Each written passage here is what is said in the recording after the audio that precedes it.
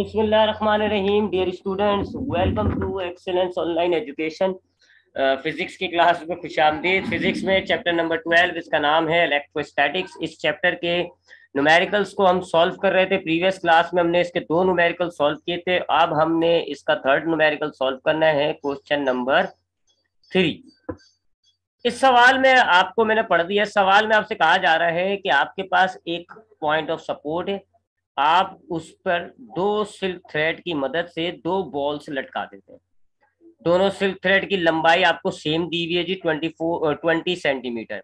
यानी ये जो सिल्क थ्रेड है वो आपके पास 20 सेंटीमीटर जितना लंबा है, ये वाला भी और ये वाला भी। जबकि दोनों बॉल्स का जो मास है वो भी आपको सेम दिया हुआ है जी। कितना है मास? 0.1 ग्राम। इस बॉल का मास भी इतना है, इस बॉल का मास भी इतना है। अब जब दोनों बॉल्स पर आप चार्ज अप्लाई करते हो, सेम चार्ज, तो ये दोनों एक दूसरे को रिपल करके 24 सेंटीमीटर दूर जाके ये रुक जाते हैं। आपको ये बताना है कि इन दोनों बॉल्स पर चार्ज कितना मौजूद है। तो ये डायग्राम देख लिया आपने। अब हम इसका डेटा बनाते हैं और इसको सॉल्व करते हैं। खासा टेढ़ा न्यूमेरिकल है ये। ठीक है जी। सबसे पहले हम मास लिखते हैं जी। ये जो हमें दिया हुआ है ये मास है दोनों बॉल्स का 0.1 ग्राम। तो दोनों बॉल्स का मास सेम है, लिहाजा हम लिखेंगे m1 बराबर है m2 के। और ये दोनों कितने हैं जी? 0.1 ग्राम। लेकिन ग्राम गलत यूनिट होता है। मास हमारे पास स्टैंडर्ड यूनिट है मास का, किलोग्राम। लिहाजा इस ग्राम को किलोग्राम में लाने के लिए इसको 1000 से आप डिवाइड करेंगे और ये हो जाएगा 0.0001 किलोग्राम। ये आपका मास हो गया। ठीक है जी, एक बात। फिर उसके बाद आपको लेंथ ऑफ थ्रेड दी हुई है जी, एल से आप इसको डिनोट कर दें। लेंथ ऑफ थ्रेड आपके पास कितनी है? 20 सेंटीमीटर। ये जो है लंबाई आपकी, ये वाली। ठीक है जी। ये कितना है? 20 सेंटीमीटर का थ्रेड है, लिहाजा आपने 20 सेंटीमीटर दे दिया। ये लिखा हुआ आपके पास सवाल में 20 सेंटीमीटर। तो आपने लेंथ ऑफ थ्रेड को, सिल्क थ्रेड की जो लंबाई है उसको आपने एल से डिनोट कर दिया, लिख दिया 20 सेंटीमीटर। लेकिन ये भी गलत यूनिट है, सेंटीमीटर नहीं होता, मीटर में होना चाहिए। लिहाजा इसको आप 100 से डिवाइड करेंगे, ये हो जाएगा 0.2 मीटर। जबकि ये जो आपको दिया हुआ है 24 सेंटीमीटर, ये क्या है जी? दोनों चार्ज बॉल के दरमियान का फासला। पहली चार्ज बॉल आपके पास ये हो गई जी, ये वाली एक ये हो गई। ये आर यानी कि दोनों कितनी दूर जाके रुक गई हैं, ये आर कहलाता है जी, डिस्टेंस बिटवीन 2 चार्जेस। तो आर आपके पास कितना है? 24 सेंटीमीटर। इसको भी आप 100 से डिवाइड करेंगे, ये हो जाएगा 0.24 मीटर। ठीक है जी। ये 3 चीजें बस आपको दी हुई है। ये आपके पास मास है, ये आपके पास थ्रेड की लंबाई है, और ये आपके पास दोनों चार्ज बॉल्स के दरमियान फासला, यानी कि m1 m2 l और r आपको दिया हुआ है। आपको मालूम क्या करना है जी? What has to be required. यहाँ हेडिंग डाल देते हैं रिक्वायर्ड की। हमें मालूम क्या करना है जी? दोनों बॉल्स पर हमने चार्ज कितना डाला है। ठीक है जी, ये मालूम करना है, लिखा हुआ ना, find the charge on each sphere. दोनों बॉल्स पर आपने कितना चार्ज डाला है। अब क्योंकि आपने देखें इक्वल चार्ज दिया था, गिवन इक्वल चार्जेस, तो Q1 Q2 एक ही जैसे होंगे। तो बस एक निकाल लो, दूसरा आ जाएगा। यानी आपको Q1 मालूम करना है जो कि Q2 के बराबर होगा। इन दोनों को आप Q कह लें या कुछ भी कह लें, ये आपको मालूम करना है। ठीक है, दैट इज द सवाल। अच्छा, अब कॉलम लॉ, अब इसकी टेक्निक समझिएगा पहले। कॉलम लॉ के मुताबिक फोर्स का फॉर्मूला होता है K Q1 Q2 upon R square. अब ये दोनों Q1 Q2 आपके पास सेम है, इसको आप Q से डिनोट करके Q स्क्वायर कर लेंगे। तो F equals to K Q square divided by R square. ठीक है जी, ये Q मालूम करना है आपको। ठीक है जी, यहाँ पे आप लिख लें चाहे तो, ये Q1 Q2 दोनों सेम है, लिहाजा इसको आप Q कह रहे हैं। तो ये Q1 भी Q हो गया, Q2 भी Q हो गया, तो ये हो गया Q स्क्वायर। अब Q स्क्वायर का अगर हमें फॉर्मूला, ये Q स्क्वायर इस इक्वेशन में चाहिए, तो आपको क्या क्या चीजें चाहिए होंगी? एक फोर्स, दूसरी K और तीसरी R, है ना। इस फॉर्मूले में आप देख लो, Q अगर आपको मालूम करना है तो एक फोर्स चाहिए, एक Q चाहिए, एक R चाहिए। R आपको सवाल में दिया हुआ है 0.224 मीटर। K की वैल्यू कांस्टेंट होती है जी 9 मल्टीप्लाई बाय 10 की पावर 9, ये भी आपके पास मौजूद है। फोर्स नहीं है, तो सबसे पहले इस फॉर्मूले को तो हम बाद में लगाएंगे, सबसे पहले हमें फोर्स निकालनी है। अब फोर्स हम जो है वो इसकी इक्विलिब्रियम कंडीशंस को, इस पर लगने वाली फोर्सेस को कैलकुलेट करके निकालेंगे। लेकिन फोर्स को निकालने के दौरान अभी आप देखोगे, फोर्स निकालने के दौरान आपको थीटा चाहिए होगा उससे भी पहले। तो आपको सबसे पहले चाहिए थीटा। जब आपके पास थीटा आ जाएगा फिर आप निकाल पाओगे फोर्स। फिर जब आप फोर्स निकाल लोगे तो फिर आप निकालोगे चार्ज। ये तरतीब है, ठीक है। तरतीब याद रख लिएगा। सबसे पहले हमें एंगल मालूम करना है, थीटा। थीटा का है जी, ये है थीटा। ये थीटा हमें मालूम करना है, ये थीटा हमें सबसे पहले मालूम करना है। जब ये थीटा मिल जाएगा हमें, तो फिर हम फोर्स निकाल सकते हैं। और फिर जब हमें फोर्स मिल जाएगी तो फिर हम वो क्यू निकालेंगे। ठीक है जी। तो अब जरा सोल्यूशन की तरफ आते हैं, हेडिंग डालते हैं सोल्यूशन की। और सबसे पहले हम एंगल निकालते हैं, थीटा निकालेंगे। अब थीटा निकालने के लिए हम क्या करेंगे जी, दोबारा इस डायग्राम को कंसीडर करते हैं। दोबारा इस डायग्राम पे आते हैं और इस डायग्राम में बीच पर एक परपेंडिकुलर ड्रॉ कर लेते हैं। यहां से एक स्ट्रेट लाइन खींच देते हैं। ये हमने एक स्ट्रेट लाइन खींची। अब ये हमने एक स्ट्रेट लाइन खींची जी, यहाँ से ये मैच हुई भी है, यहाँ से ये मैच हुई भी है, और नीचे तरह मैंने थोड़ी सी ज्यादा बना दी। तो नीचे की चीज को जरा सही कर देता हूँ। ये देखें, थोड़ी सी मैंने ज्यादा बना दी ना, ये। ठीक है जी। अब ये हमारे पास है जी स्ट्रेट लाइन। हमने क्या करा, हमने एंगल निकालने के लिए बीच में एक लाइन ड्रॉ करी। अब हमने जब ये लाइन ड्रॉ करी तो हमारे पास ये एक ट्राइंगल बन गया, राइट एंगल ट्राइंगल। ठीक है, राइट एंगल ट्राइंगल बन गया। इसमें पॉइंट के नाम डाल दो। या आप कह लो जी बी है, या आप कह लो पॉइंट ए है, या आप कह लो पॉइंट सी है। ठीक है, ये एक राइट एंगल ट्राइंगल बन गया। इसमें से ये 90 का एंगल हो गया, ये 90 का एंगल हो गया। अब ये वाली लाइन आपके पास कितनी है जी, 20 सेंटीमीटर की। ये लेंथ ऑफ थ्रेड है। जबकि ये वाली लाइन जो है, ये वाली लाइन बेस जो है, ये आपका 24 सेंटीमीटर का आधा हो गया, यानी 12 सेंटीमीटर। और 12 सेंटीमीटर का मतलब होता है 0.12 मीटर। ठीक है, ये आपकी जो लाइन है, ये वाली लाइन, ये बिल्कुल हाफ हो गई है। ठीक है ना, परपेंडिकुलर ने इसको दो हिस्सों में तकसीम कर दिया, तो ये 12 सेंटीमीटर हो गई ये वाली लाइन जो है, ए से लेके बी तक। ठीक है, बात समझ में आ गई। तो अब हमने ये चीज देख लीजिए, हमारे पास एक राइट एंगल ट्राइंगल बन गया। मैं चाहे तो मैं साइड में नीचे ड्रॉ कर लेता हूँ। ये मेरे पास एक राइट एंगल ट्राइंगल बन रहा है। ये ऐसे एक लंबी लाइन है, फिर एक ये लाइन है, और एक ये लाइन है, जिसमें ये पॉइंट सी है, ये पॉइंट ए है, ये पॉइंट बी है। ये एंगल मुझे मालूम करना है। जबकि ये वाली लाइन जो है वो 20 सेंटीमीटर की है, यानी कि 0.2 मीटर। और ये वैसे तो 24 की थी, लेकिन आधी हो गई तो ये 12 की हो गई। 12 को आप मीटर में कन्वर्ट करें तो 0.12 मीटर। अब ये वाली लाइन है हाइपोटेन्यूस, ये वाली लाइन है बेस। तो बेस अपॉन हाइपोटेन्यूस या हाइपोटेन्यूस अपॉन बेस, ये रेशियो आप ले लो और आप थीटा निकाल लोगे। ठीक है, तो अब हम ले लेते हैं जी कॉस थीटा ले लेते हैं। कॉस थीटा क्या होता है, base divided by hypotenuse. Values डालते हैं जी। बेस हम नीचे वाली लाइन को कहते हैं, वो कितना है हमारे पास 0.12 डिवाइडेड बाय हाइपोटेन्यूस हमारे पास कितना है जी 0.2। ठीक है जी, ये हो जाएगा कॉस थीटा। अब इन दोनों को डिवाइड करते हैं। सबसे पहले तो मैं कैलकुलेटर पे कर लेता हूँ जी। 0.12 डिवाइडेड बाय 0.2, ये हो जाएगा 0.6। 0.6। ठीक है जी। अब हम जो है वो कॉस को उधर लेकर जाएंगे तो कॉस इनवर्स हो जाता है, रेशियो इनवर्स हो जाते हैं।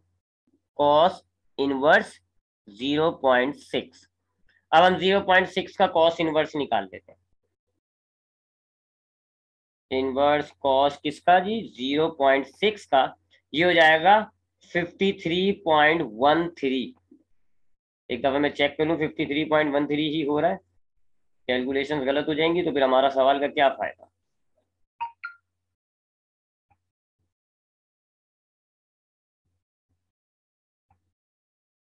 0 पॉइंट नहीं, 53.13 एंगल हमने निकाल लिया। एंगल हमारे पास कितना आ रहा है, 53.13। ये आपने थीटा निकाल लिया जी।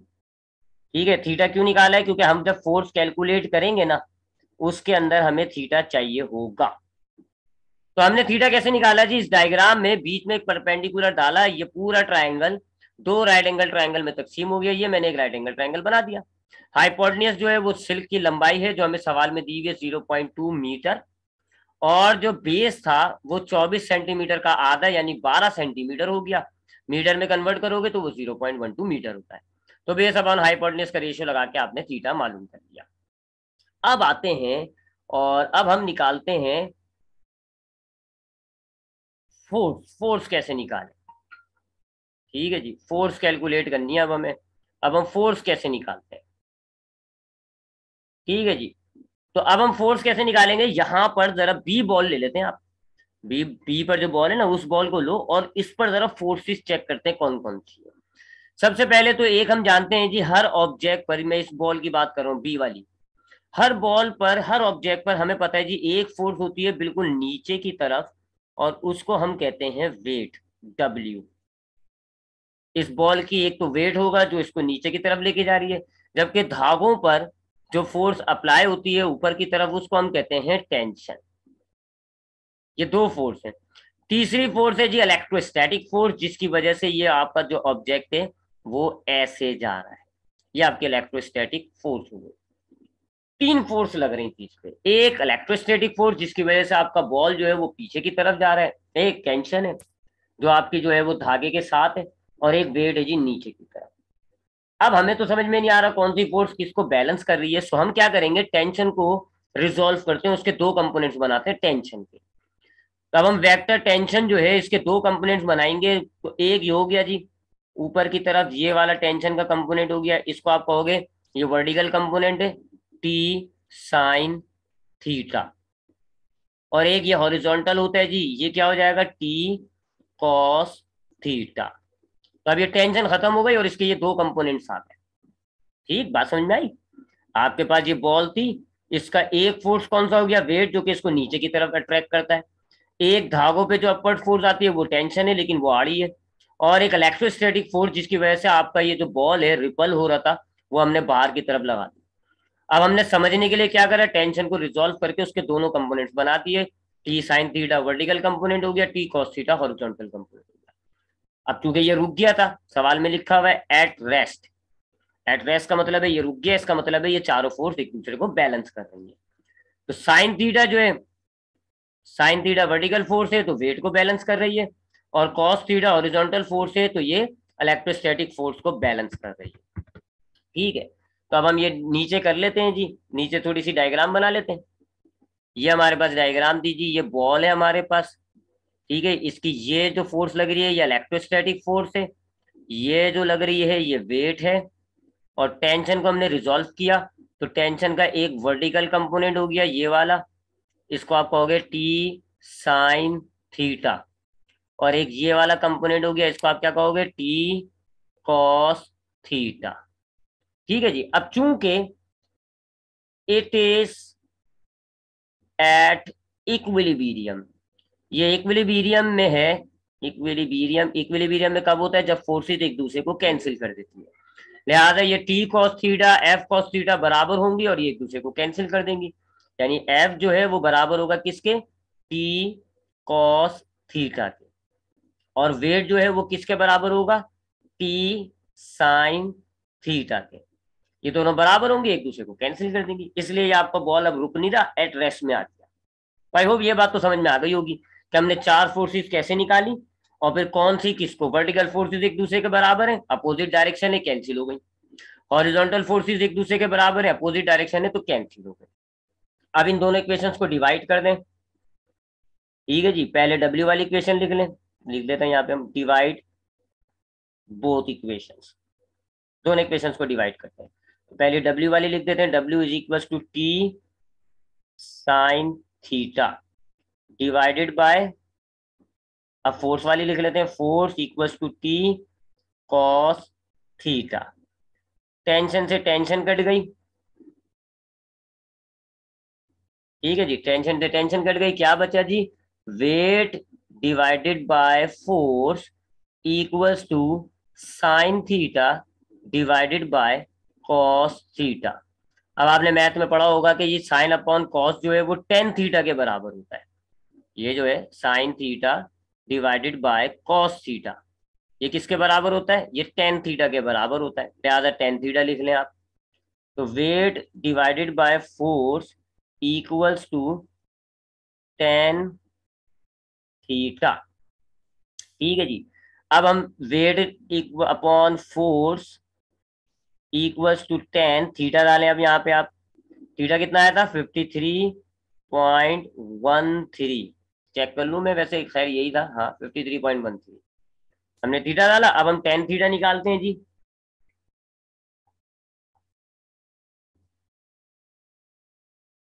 टेन निकाल रहा हूं मैं किसका, 53.13 की, ये आता है 1.33।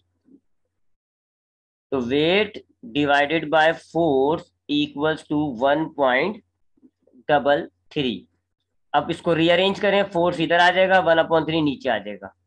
तो force equals to weight divided by 1.33। ठीक है जी, फोर्स डिवाइड हो रहा था उधर जाके मल्टीप्लाई हो गया, 1.33 मल्टीप्लाई हो रहा था, वेट के पास आके डिवाइड हो गया। अब वेट का फॉर्मूला डालें आप, W equals to M G. तो फोर्स कितनी हो जाएगी जी, M G divided by 1.33। Mass भी आपको दिया हुआ है, जी की वैल्यू भी आपको दी हुई है, तो दोनों लिख लें। मास आपके पास है 0.0001 मल्टीप्लाई बाय जी कितना होता है 9.8 डिवाइडेड बाय 1.33। अब आप इन पूरी फ्रैक्शन को सॉल्व कर लें तो आपको फोर्स पता चल जाएगी। ठीक है जी, फोर्स इक्वल्स टू, अब जरा हम कैलकुलेट कर लेते हैं। मास को पहले ग्रेविटी से मल्टीप्लाई करते हैं, तो 0.0001 मल्टीप्लाई बाय 9.8, उसके बाद डिवाइड करते हैं इसको 1.33 से, तो ये आ जाएगा 0.0007, 0.0007 न्यूटन। ठीक है जी, ये आपके पास फोर्स आ रही है।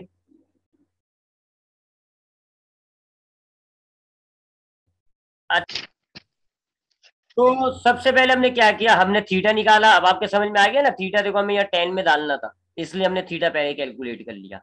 तो हमने पहले क्या किया, हमारे पास ये एक आइसोस्केल ट्राइंगल था, हमने बीच में परपेंडिकुलर डाल के एक छोटा राइट एंगल ट्राइंगल बनाया, और हमने उसमें कॉस का रेशियो लेके थीटा कैलकुलेट कर लिया। फिर हमने एक बॉल ली और उस पर चेक करा कौन कौन सी फोर्स लग रही है, टेंशन, इलेक्ट्रोस्टैटिक फोर्स और वेट लग रही थी। हमने टेंशन को रिजोल्व करके उसके दो कंपोनेंट्स बनाए, दो वर्टिकल हो गई, दो हॉरिजॉन्टल हो गई। तो दोनों हॉरिजॉन्टल एक दूसरे को बैलेंस कर रही हैं, दोनों वर्टिकल एक दूसरे को बैलेंस कर रही है, तभी ये रुका हुआ होगा और इक्विलिब्रियम में होगा। इन दोनों इक्वेशंस को हमने मिला डिवाइड करके हमने जो है वो फोर्स कैलकुलेट कर ली। अब आप जो है वो कॉलम लॉ का फोर्स फॉर्मूला लें। फॉर्मूला क्या है कॉलम लॉ का, एफ इक्वल्स टू के Q1 Q2 upon are square. अब क्योंकि दोनों Q आपके पास सेम है तो Q और Q Q स्क्वायर हो जाएगा। F equals to K Q square divided by R square. अब Q की इक्वेशन बनाए इसको, Q square equals to F, R square multiply हो रहा है एफ के पास जाके, आर स्क्वायर डिवाइड हो रहा है एफ के पास जाके मल्टीप्लाई हो जाएगा, और के मल्टीप्लाई हो रहा है एफ के पास जाकर डिवाइड हो जाएगा। अब हम वैल्यूज डालते हैं जी, मैं यही बराबर में सॉल्व कर लेता हूँ। Q square equals to F कितना हमने कैलकुलेट किया 7.36 मल्टीप्लाई बाय 10⁻⁻⁴। अब आपको आर याद हो तो 0.24 मीटर था, ये देख लें आर कितना है 0.24 मीटर, तो ये आर डाल देते हैं जी, मल्टीप्लाई बाय 0.24 स्क्वायर करना होगा, डिवाइडेड बाय के की वैल्यू आपको याद है जी 9 multiply by 10⁻⁹। Q square is equal to, अब सबसे पहले आप 0.24 का स्क्वायर निकालें। मैं निकालता हूं जी, 0.24 का स्क्वायर होता है 0.0504। फिर हम इसको मल्टीप्लाई करेंगे 7.36 से, और फिर डिवाइड कर देंगे हम इसको 9 से, तो ये हो जाएगा 0.041, 0.041। अब 10 की पावर देखते हैं जी, 10 की पावर ऊपर -4 है, नीचे का +9, ऊपर आके क्या हो जाएगा -9। तो Q square equals to 0.041 multiply by, ये कितना हो जाता है जी, 9 10 11 12 13, 9 10 11 12 13 -10 तो लिखा ही नहीं, 10 की पावर -13। अब यहाँ तो हम स्क्वायर रूट लेंगे जी, जाहिर बात है, लेकिन आपको पता है जी 13 का स्क्वायर तो नहीं निकल सकता, 13 को मैं क्या अदा करूँ, तो एक पॉइंट इधर शिफ्ट कर लें, ये हो जाएगा 0.41। ठीक है, आपने पॉइंट एक राइट साइड की तरफ शिफ्ट करा, एक माइनस पावर और बढ़ जाएगी, और ये हो जाएगा 10 की पावर -14। ठीक है जी, ये हो जाएगा क्यू स्क्वायर। ये हमने कई दफा किया ये काम, जब हमें स्क्वायर रूट निकालना होगा तो हम 13 को आधा क्या करेंगे, लिहाजा हमने क्या किया, पॉइंट को एक राइट साइड की तरफ शिफ्ट किया, 0.41 नंबर हो गया, और 10 की पावर एक -1 और बढ़ा देंगे तो -14 हो जाएगी। अब आप स्क्वायर रूट ले लें जी दोनों साइड का, इस साइड का भी स्क्वायर रूट लें और इस साइड का भी आप स्क्वायर रूट लें, तो यहाँ स्क्वायर रूट से स्क्वायर कट जाएगा, Q इक्वल्स टू 0.41 का स्क्वायर रूट लेते हैं जी, सबसे पहले तो स्क्वायर रूट ऑफ 0.41, ये हो जाता है 0.64, यहाँ लिखते हैं 0.64 मल्टीप्लाई बाय 10 की पावर -14 को हाफ कर दें, 10 की पावर -7 कॉलम, ये आपके पास चार्ज आ गया। तो दोनों बॉल्स पर आपने इतना चार्ज दिया था, ये आपका न्यूमेरिकल सॉल्व हो गया। ये न्यूमेरिकल काफी लेंदी है, लेकिन हैरान कुन तौर पे ये 2 दफा आया है, तभी मैंने आपको कराया, काफी लेंदी न्यूमेरिकल था। ठीक है जी, तो चेक करें जी, इसमें अगर आपको कोई सवाल है तो काइंडली पूछ सकते हैं अभी आप, नहीं तो हम अगले न्यूमेरिकल की तरफ जाते हैं फटाफट। ठीक है जी, अब नेक्स्ट न्यूमेरिकल करने जा रहे हैं जी हम, ये हमने कर लिया क्वेश्चन नंबर 3, अब हम क्वेश्चन नंबर 4 करेंगे। ये जी हमारे पास क्वेश्चन नंबर 4, ये एक छोटा सा आसान सा न्यूमेरिकल है और ये आया है, लिहाजा ये कर लेते हैं। Question number 4, data. अच्छा जी, अब इस सवाल को देखते हैं। अब पार्टिकल, एक पार्टिकल है आपके पास, कैरिंग अ चार्ज ऑफ 10 की पावर ये -5 है, ठीक है, 10 की पावर -5 कॉलम। एक पार्टिकल है जिसके पास चार्ज कितना है, 10 की पावर -5 कॉलम। तो हम ये चार्ज को क्यू से डिनोट करते हैं, तो क्यू हमारे पास कितना है, 10 की power -5 column. Start from rest, रुका हुआ था वो स्टार्ट होता है in a uniform electric field of intensity 50 volt per metre. यानी आपके पास एक कॉलम चार्ज था, पहले तो वो रुका हुआ था, 10 की पावर -5 कॉलम चार्ज था, वो रुका हुआ था फ्रॉम रेस्ट, और फिर जैसे वो एक इलेक्ट्रिक फील्ड इंटेंसिटी मिलती है, एक यूनिफॉर्म इलेक्ट्रिक फील्ड इंटेंसिटी, यानी उसकी हर तरफ एक ही जैसी इंटेंसिटी है, तो अब वो क्या होगा, इलेक्ट्रिक फील्ड इंटेंसिटी में आपको पता है जी चार्ज मूव करता है, अगर आप एक चार्ज को इंटेंसिटी में ले आओ यानी कि फील्ड में ले आओ तो भी वो मूव करता है, तो अब वो मूव करने लग गया। तो इलेक्ट्रिक फील्ड की इंटेंसिटी आपको ये दी हुई जी कितनी है, 50 वोल्ट पर मीटर। ये कहां से मिट गया, 10 की पावर -5 कॉलम। अच्छा, इलेक्ट्रिक फील्ड इंटेंसिटी को हम ई से डिनोट करते हैं, ई हमारे पास कितना है, 50 वोल्ट पर मीटर। आपको पता है इंटेंसिटी का, इलेक्ट्रिक फील्ड इंटेंसिटी का वोल्ट पर मीटर भी यूनिट होता है और न्यूटन पर कॉलम भी होता है। ठीक है, तो दोनों में से कोई सा यूनिट लगा दें, यहाँ में वोल्ट पर मीटर दिया हुआ था, हमने वही लगा दिया। Find the force on the particle, आपने पार्टिकल पे लगने वाली फोर्स को कैलकुलेट करना है, and the kinetic energy it requires, और जो काइनेटिक एनर्जी उस पार्टिकल की जब उसे मूव करने लगेगा तो जाहिर बात है उसमें काइनेटिक एनर्जी बन जाएगी। तो काइनेटिक एनर्जी भी आपको पता करनी है, when it is move 1 metre, जब वो कितना मूव करे जी, कितना डिस्टेंस उसने कवर किया है, 1 मीटर का। तो ये कुछ कहानी है जी कि ये आपके पास एक पार्टिकल था क्यू के नाम से, पहले ये रुका हुआ है, फिर आप इसमें एक जैसी इलेक्ट्रिक फील्ड ले आए, ये आपके पास एक इलेक्ट्रिक फील्ड आ गई, यूनिफॉर्म इलेक्ट्रिक फील्ड है जी, ये आपने उसके अंदर एक यूनिफॉर्म इलेक्ट्रिक फील्ड में उसको उठा के फेंक दिया। अब हमें पता है जी यूनिफॉर्म इलेक्ट्रिक फील्ड के अंदर ये अट्रैक्ट या रिपल होना शुरू हो जाएगा, इस पर असर हो जाएगा। अगर ये पॉजिटिव चार्ज है, फील्ड पॉजिटिव है तो ये रिपल होगा, अगर फील्ड ये पॉजिटिव चार्ज है, फील्ड नेगेटिव है तो ये अट्रैक्ट होगा। तो अब ये मूव करके सपोज करें यहां से लेके 1 मीटर डिस्टेंस तय करके यहां आ गया, ए पॉइंट से ट्रेवल करके ये बी पॉइंट पर आ गया। कितना डिस्टेंस तय किया इसने? 1 मीटर। तब आपको बताना है कि जब ये 1 मीटर तय करने के बाद बी पॉइंट पर आता है तो इसमें फोर्स कितनी लगी है और इसमें काइनेटिक एनर्जी कितनी आ गई। बहुत आसान न्यूमेरिकल है जी। फोर्स, चूंकि हमें इंटेंसिटी दी हुई है, फोर्स ये फॉर्मूला आप वैल्यूज देखें, क्यू दिया हुआ है, ई आपको दिया हुआ है, फोर्स कैलकुलेट करनी है। तो इंटेंसिटी का जो सबसे पहला फॉर्मूला था, हमने इंटेंसिटी के बहुत सारे फॉर्मूले बनाए, इसी चैप्टर में हमने इंटेंसिटी के कई फॉर्मूले बनाए। पहला फॉर्मूला हमने ये लिखा था, फोर्स पर यूनिट चार्ज। दूसरा फॉर्मूला हमने ये लिखा था, E is equal to K Q upon R, K Q upon R, R square.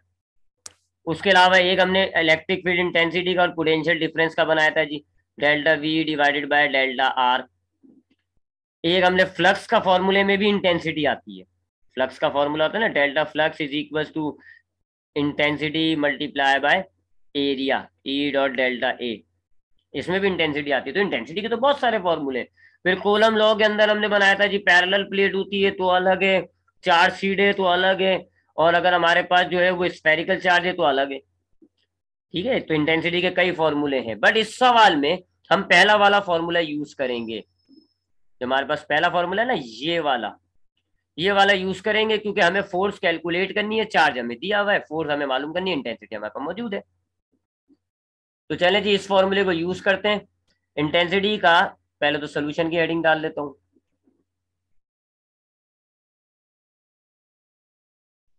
अच्छा जी, इंटेंसिटी का जो सबसे पहला बुनियादी फॉर्मूला हमने पढ़ा था, E equals to F upon Q, force per unit charge. E आपके पास कितनी है? 50, इक्वल्स टू फोर्स आपको मालूम करनी है, और चार्ज आपके पास कितना है? 10⁻⁵। अब ये 10⁻⁵ डिवाइड हो रहा है, ई के पास जाएगा, मल्टीप्लाई हो जाएगा, और आपके पास फोर्स कितनी आ जाएगी? Force equals to 50 multiply by 10⁻⁵ newton. ये आपके पास पहला आंसर आ गया। ठीक है, कितना आसान था, आपके पास क्यू डिवाइड हो रहा है, बस आप ई के पास लेके गए, मल्टीप्लाई हो गया, फोर्स आपने निकाल ली। अब दूसरी चीज आपको चाहिए, काइनेटिक एनर्जी। अब काइनेटिक एनर्जी का वैसे फॉर्मूला तो 1/2mv² है, मास वास हमें नहीं दिया, ना हमें उस चक्कर में पढ़ना है। हम बस ये देखेंगे कि जी हमने ए से लेके बी तक जब गया है तो जाहिर बात है वर्क हुआ होगा, और हम जानते हैं कि ये वर्क मूविंग बॉडीज में काइनेटिक एनर्जी बन के स्टोर हो जाता है। हमने पढ़ा कई कई दफा कि जब एक ऑब्जेक्ट आपका मूव कर रहा होता है तो उसको मोशन के दौरान जितना भी वर्क हो रहा होता है वो उसकी बॉडी में काइनेटिक एनर्जी बन के स्टोर हो जाता है। तो काइनेटिक एनर्जी अगर आपको निकालनी हो, अगर आपके पास फॉर्मूला लगा सकते हैं 1/2mv², तो वो लगाए। अगर नहीं लगा सकते तो वर्क डन कैलकुलेट कर ले, कितना वर्क हुआ है, वही वर्क उसमें स्टोर हो जाता है एनर्जी बन के। तो वर्क डन का फॉर्मूला क्या होता है? Force multiply by distance. Force कितनी कैलकुलेट करी हमने? 50 मल्टीप्लाई बाय 10⁻⁵, जबकि डिस्टेंस कितना था? 1 मीटर। तो ये एक तो मल्टीप्लाई करो, आंसर वही आ जाता है। तो काइनेटिक एनर्जी कितनी हो गई?